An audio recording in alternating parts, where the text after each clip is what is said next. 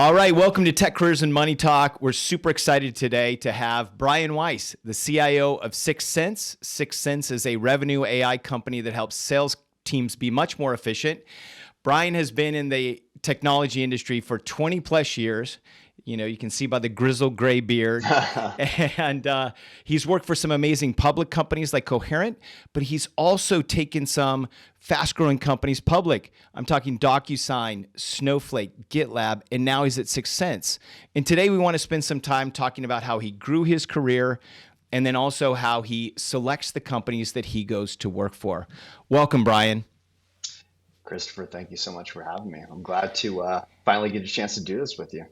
I know. Bryan is a group of friends where we talk a lot about career and money, and was an inspiration for some of this podcast. So we're happy to share with you today a lot of stuff that we've learned along the way. And the thing is, I think it's important for people to understand is, you know, mentorships are important, but I want to ask you, like, what impact did the peer network have, right? I mean, you think about the CDP program, the CIO development program, formalized network of peers.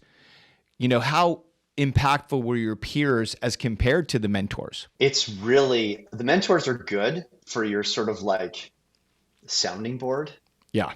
The peers in the network are even more important, honestly. They really Yeah. are. I mean, you need strong mentors, but you also need that brand recognition and a set of individuals that you can reach out to solve problems together. If you try to Yeah. do it on your own, why reinvent the wheel? So you're mentioning CDP. So Christopher and I both belong to a group called SICE, which is a Bay Area executive group, and I'm still a part of it today.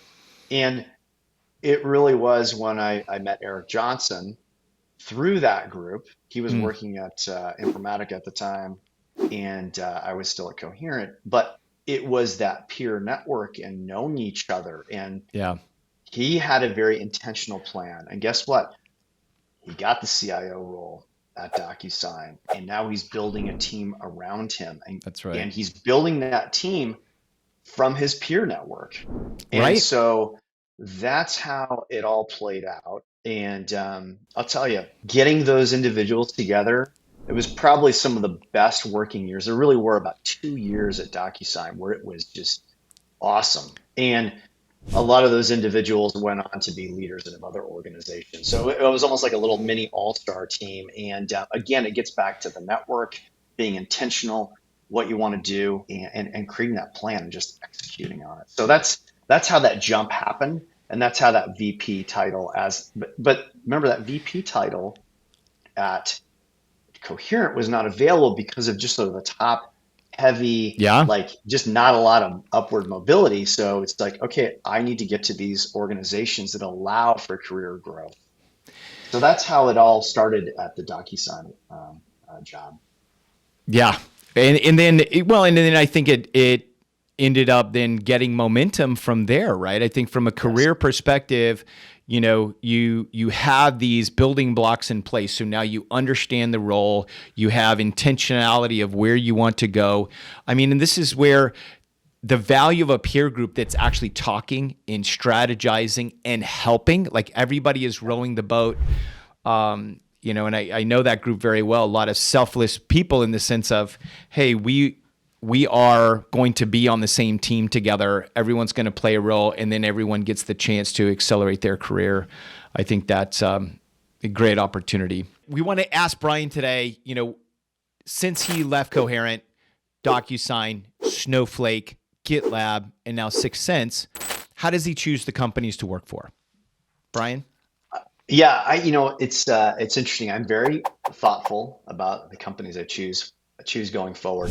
It has evolved over time, right? It wasn't the same mindset today as it was back in the DocuSign days. But I really did start learning about the disruption of a technology and really sort of at the DocuSign world, thinking about, okay, here's a platform play.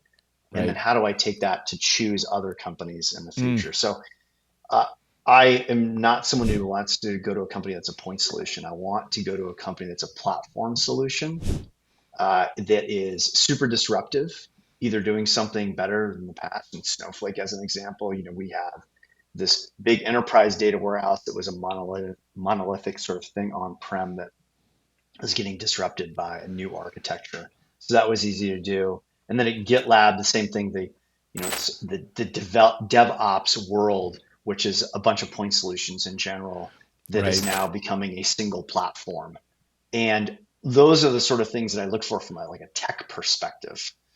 The other thing that I really look for, and this has evolved over time, is culture, Mm, and really spending some time to dig into like what is the company culture?